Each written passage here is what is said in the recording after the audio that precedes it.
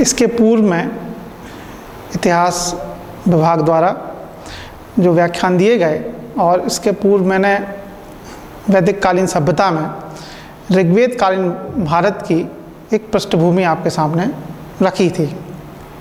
आज हम उत्तर वैदिक कालीन सभ्यता का भारत में विकास प्रसार के बारे में चर्चा करेंगे, जिसमें उनकी सामाजिक स्थिति, वैदिक कालीन भारत की आर्थिक स्थिति, राजनीतिक स्थिति एवं उनकी धार्मिक स्थिति का हम एक व्याख्यान चित्रण प्रस्तुत करेंगे।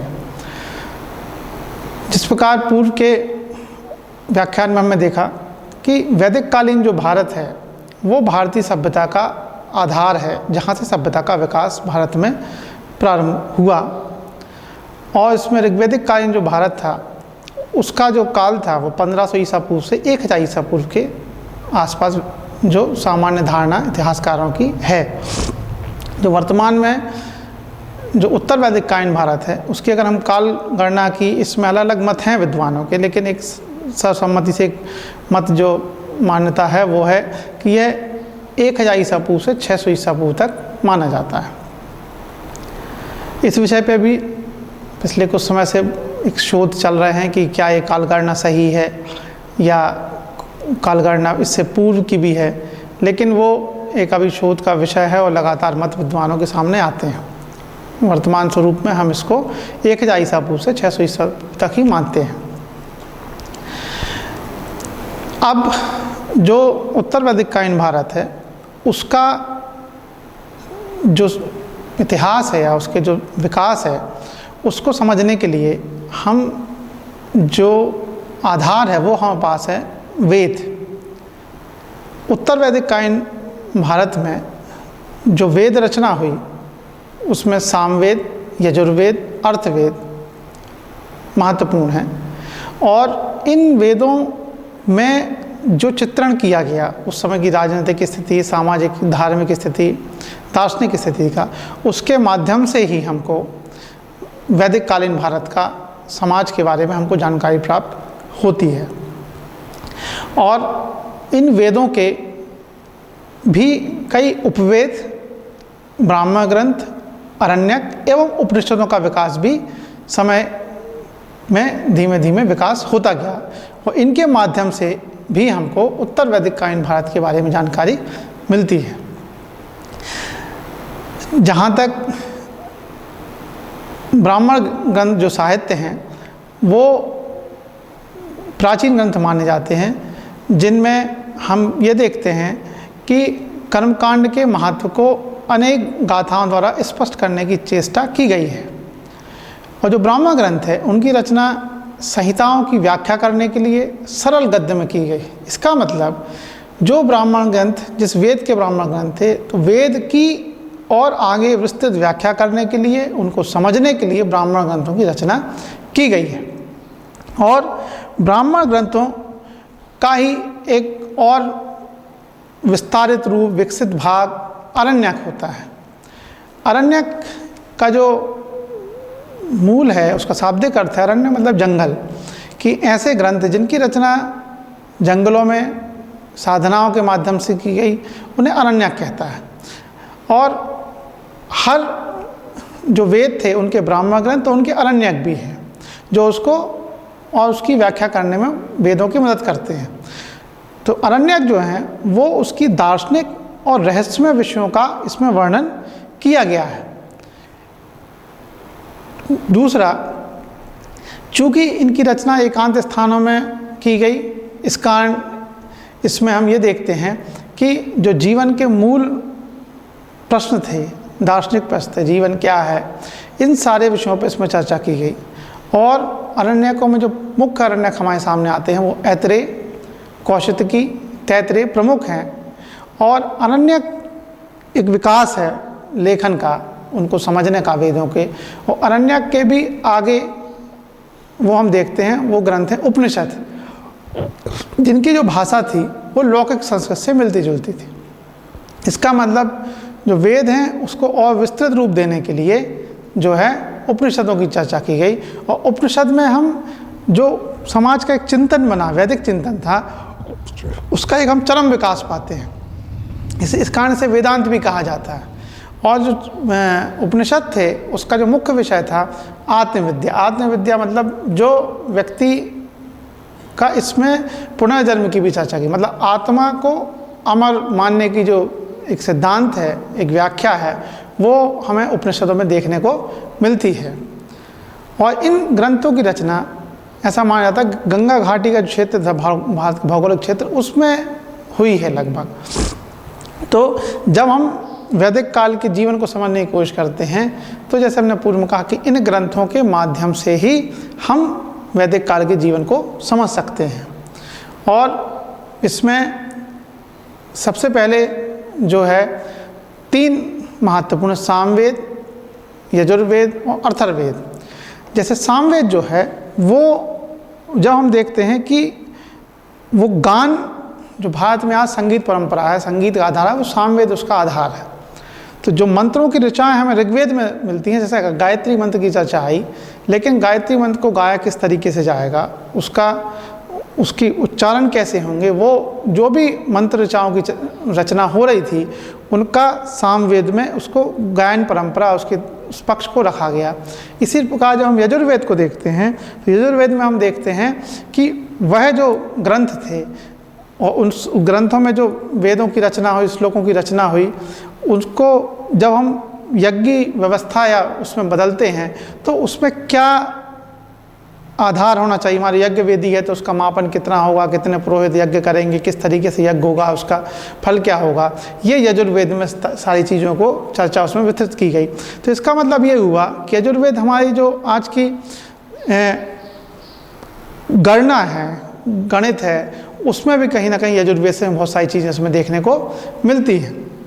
इसी प्रकार जब हम अथर्ववेद में जाते हैं तो जो जीवन का जो एक जीवन का कहना चाहिए प्रैक्टिकल जो पक्ष है, किस प्रकार की उसमें तंत्र की भी व्यवस्था, तंत्र की भी चर्चा की गई, पूजा पाठ के बारे में विस्तृत चर्चा की गई, दैनिक जीवन के संबंध में चर्चा की गई, वो यजुर्वेद में संबंध में चर्चा की गई। तो इन जो वेदों में जो समाज का जो धीमे धीमे विकास हो रहा था उसका हमको एक प्रतिबिंब देखने को मिलता है। वो इन वेदों के माध्यम से इस पूरे कालगणना को हम समझ सकते हैं कि व्यक्ति का जीवन किस रूप में विकास की ओर जा रहा था। और व्यक्ति जहाँ हम इस समय साहित्य से समझ सकते हैं कि जहाँ अभी समाज का विकास हो रहा था, एक ग्रामीण व्यवस्था धीमे धीमे कुछ नगरीय व्यवस्था की ओर जा रही थी, धीमे धीमे जन जो धीमे धीमे एक राज्य की परिकल्पना की ओर जा रहे थे, वहीं व्यक्ति का विकास अपने जीवन यापन से निकल के एक आत्मविद्या और आत्मचिंतन की तरफ भी जा रहा था। मतलब भारत का ये जो काल था लगभग 500-700 वर्षों का, एक मानव के चिंतन का एक विकसित दिशा की ओर जा रहा था। अब हमारे सामने प्रश्न ये आता है कि ये जो वैदिक कालीन भारत था उसका क्षेत्र विस्तार क्या था, कितने क्षेत्र में इनका जीवन था या क्षेत्र का परंपराओं का विस्तार यहाँ हो रहा था। जहाँ हम ऋग्वैदिक काल में देखते हैं कि आर्य सभ्यता का विकास पंजाब, सिंध और उस तरफ अफगानिस्तान तरफ हो रहा था, वहाँ उत्तर वैदिक कालों में जो आर्य व्यवस्था थी, आर्य का प्रसार है, वो व्यापक क्षेत्र में अनेक नीचे हम आते हैं गंगा घाटी और उसके नीचे तक इनका विस्तार, भौगोलिक विस्तार हो रहा था। इसके साथ साथ ये क्षेत्र से ज़्यादा महत्वपूर्ण ये है कि जो छोटे छोटे जन होते थे ऋग्वेद काल में, वो धीमे धीमे जो राष्ट्र की परिकल्पना थी ऋग्वेद काल में, वो एक छोटे क्षेत्र से था। राष्ट्र मतलब कोई पूरा देश की परिकल्पना नहीं थी, क्षेत्र को वो राष्ट्र के रूप में कहते थे। लेकिन उत्तर वैदिक काल में ये धीमे धीमे बड़े राज्यों की स्थापना होने लगी। राज्यों की स्थापना होने से इनका जो विस्तार है, इसमें एक यमुना, गंगा और यहाँ जो गंगा घाटी तक ये इसका पूरा विस्तार हम देखने मिलते हैं। और वहाँ आप देखो सदा नीरा तक जो है सिंचित उपजाऊ क्षेत्र में ये लोग, इनका विकास, सभ्यता का विकास हो रहा था।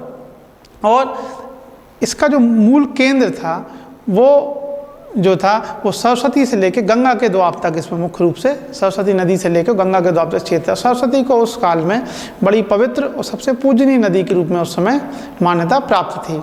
और इसमें एक भौगोलिक विस्तार के साथ साथ राजनीतिक विस्तार था, उसमें बड़े बड़े राज्यों की परिकल्पना हो गई। कुछ नाम हमको देखने मिलते हैं, वो है कुरु, पांचाल जैसे विशाल राज्य समय हमको देखने मिलते हैं। और यहीं से हम कह सकते हैं आर्य सभ्यता जो है पूर्व से जो है वो इस तरफ बिहार तरफ, इनका उत्तरी बिहार जो वैशाली, विदेह तक यहाँ तक फैल गई थी। और उत्तर वैदिक काल तक आते आते हम देखते हैं कि जो जन का लोप होके एक बड़े बड़े राज्यों का, विशाल राज्यों की स्थापना होने लगी थी। जब विशाल राज्यों की स्थापना होने लगी थी तो इसमें एक चीज़ महत्वपूर्ण थी कि जो राजा था, राजा के अधिकार, उनका बढ़ना एक स्वाभाविक परंपरा थी। और राजा जो है एक छोटे क्षेत्र का स्वामी ना होकर एक विस्तृत भूभाग का स्वामी होने लगा था, और एक छत्र शासक की परिकल्पना की ओर हमें ध्यान आकर्षित करते हैं, जो साहित्य में, ग्रंथों में हमें जानकारी मिलती है। जिसमें सबसे महत्वपूर्ण आता है ऐतरेय ब्राह्मण। ऐतरेय ब्राह्मण जो है वो राजा की उत्पत्ति के संबंध में एक विस्तृत विवरण प्रस्तुत करता है कि राजा का उदय सैनिक आवश्यकताओं की पूर्ति के लिए होता है तथा सभी ने उसका एक सहमति से चुनाव किया है। मतलब राजा कौन होगा, उसकी योग्यता क्या होगी, उसके कार्य क्या होंगे, उसकी दक्षता क्या होगी, उसकी उपाधि क्या होगी, इस तमाम जो चर्चा है वो ऐतरेय ब्राह्मण हमको देखने मिलती हैं। और उनको राजा को सामान्य उपाधियों के स्थान पर राजाधिराज, सम्राट या एक राज जैसी विशाल उपाधियां धारण करने लगे थे। और यहाँ एक चीज़ और हमको देखने मिलती कि पूर्व में उत्तर वेद और ऋग्वेद कालीन भारत में जहाँ कबीले का नेतृत्व या नेता के रूप में या सिर्फ युद्ध के समय उसकी एक राजा के रूप में स्थापित था, लेकिन अब वही विशाल भूभाग का राजा स्वामी होने के कारण उसको परंपरागत राज व्यवस्था की तरफ भी अब हमको संकेत मिलने लगे थे, वंशानुगत व्यवस्था की तरफ भी हमको संकेत मिलने लगे थे। और जो राजा का निर्वाचन होता था उसमें जनता की भागीदारी भी बढ़ने लगी थी। इसके लिए हम दो महत्वपूर्ण संस्थाएं यहाँ उल्लेख करते हैं, वो है सभा और समिति नामक संस्थाएं जो है वो राजा का कार्य और राज्य प्रशासन की एक भूमिका में कि राज्य प्रशासन कैसा होगा, राजा क्या कर्तव्य है, उनकी निरंकुशता पर रोक लगाने में सक्षम दो संस्थाएं जो हम पाते हैं। यजुर्वेद की संहिताओं में, ब्राह्मण ग्रंथों में राजा के कुछ उच्च पदाधिकारियों का भी हमको उल्लेख मिलता है, जिन्हें हम रत्नी कहते हैं। ये राजा की राज परिषद के सदस्य होते हैं। रत्नियों की जो मुख्य सूची हमको देखने मिलती है, जो लोग हैं वो हैं राजा के संबंधी मंत्री, विभागाध्यक्ष और दरबारीगण। और ये जो रत्नी थे ये राज दरबार के स्थायी सदस्य होते थे। और दूसरा महत्वपूर्ण बात यह है कि इनका कार्यों का विभाजन भी होने लगा था। इसमें जो महत्वपूर्ण रत्नीय सूची आते थे वो पुरोहित, उनके गुरु, सेनापति जो युद्ध के समय उसका नेतृत्व करते थे, इन सारे विभागों का इस प्रकार से धीमे धीमे आपको हम देखते हैं बंटवारा होने लगा था।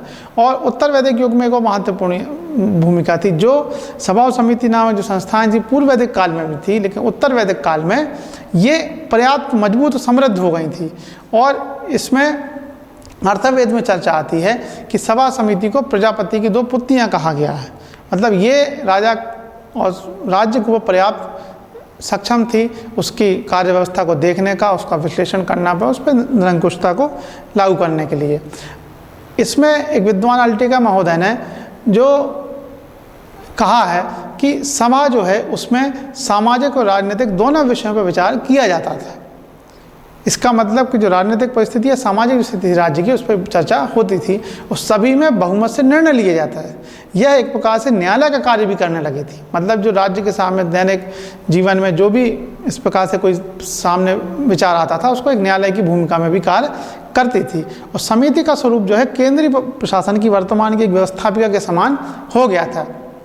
यह सभा से बड़ी जनता की एक प्रकार से आज की शब्दावली में कहें तो संसद होती थी।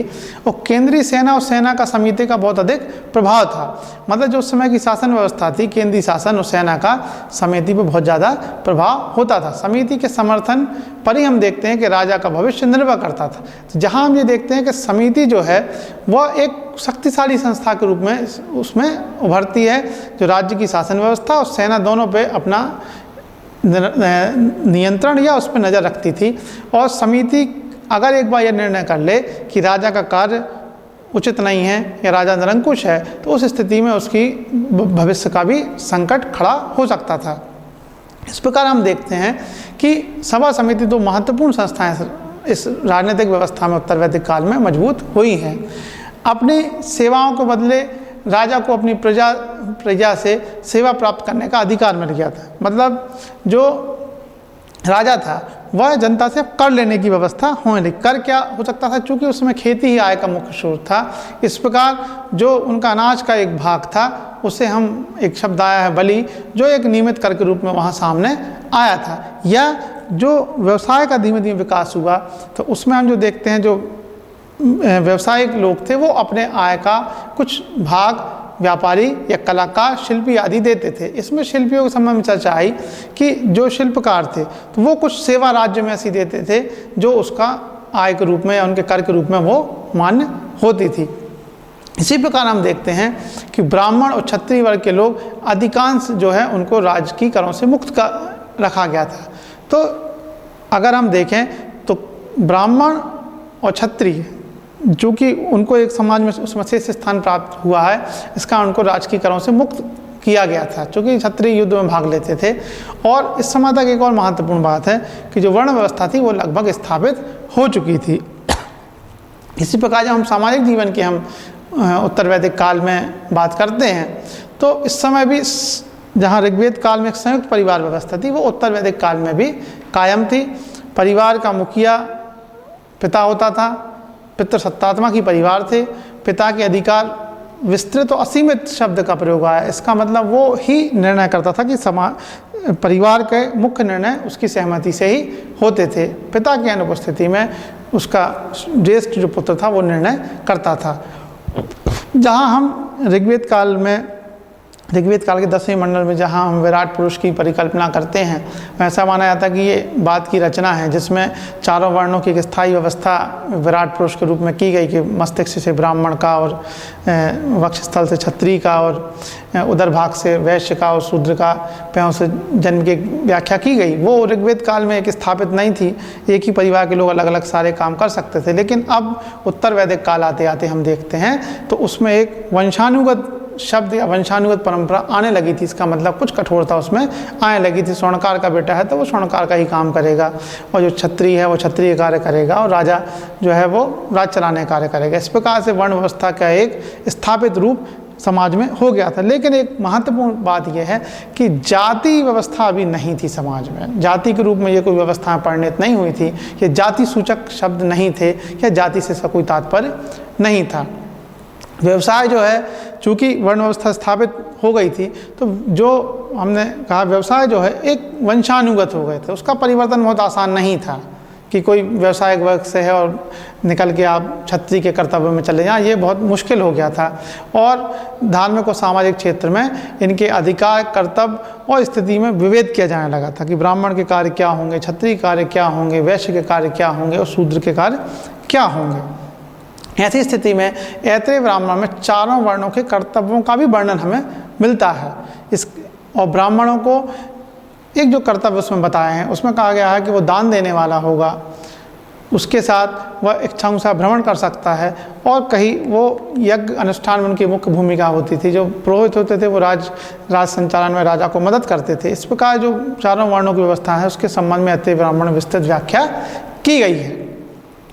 क्षत्रिय जो होते थे वो राजा की जो भूमि उसके स्वामी होते थे और उनकी देश की रक्षा के लिए युद्ध करने तथा प्रजा से कर लेते। मतलब क्षत्रिय की जो भूमिका में थे, जो समाज का वर्ग, वह क्षेत्र की या राज्य की रक्षा उनकी जिम्मेदारी थी। अगर युद्ध की कोई स्थिति है तो वो युद्ध में आगे आते थे, राज्य की रक्षा करना उनकी जिम्मेदारी थी। और उसके बदले जो सामान्य प्रजा थी, जो कृषक थे, जो व्यवसायी थे, उनसे उसके बदले वो प्रजा से कर लेते थे। कर वही अनाज के रूप में या व्यापारी अपने आय का कुछ साधन या वो देते थे। वैश्य जो है वो दूसरों को कर देते थे तथा कृषि, व्यापार और उद्योग में उनका मुख्य भूमिका होती थी। क्योंकि अब जो व्यवसाय था वो भी वंशानुगत होने लगा था, और शूद्र जो है वो तीनों वर्णों की सेवा करना उनको ऐसे उसमें उल्लेख साहित्य में हमको मिलता है। जहाँ तक समाज में एक और पक्ष है वो है स्त्रियों की दशा। समाज में स्त्रियों की दशा अच्छी थी। बाल विवाह कोई हमको साहित्य में, वैदिक साहित्य में उल्लेख नहीं मिलता है। बहु विवाह और विधवा विवाह प्रचलित थे। विधवा विवाह प्रचलित होने का तात्पर्य है कि समाज में एक